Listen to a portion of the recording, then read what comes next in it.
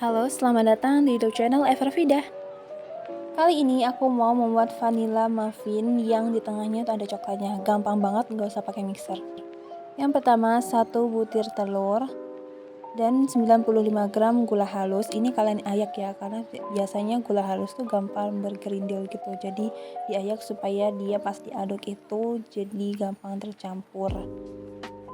Kemudian kalian aduk menggunakan whisk sekitar 2 menit sampai dia berwarna pucat kayak gini. Lalu kalian ayak juga 140 gram tepung terigu,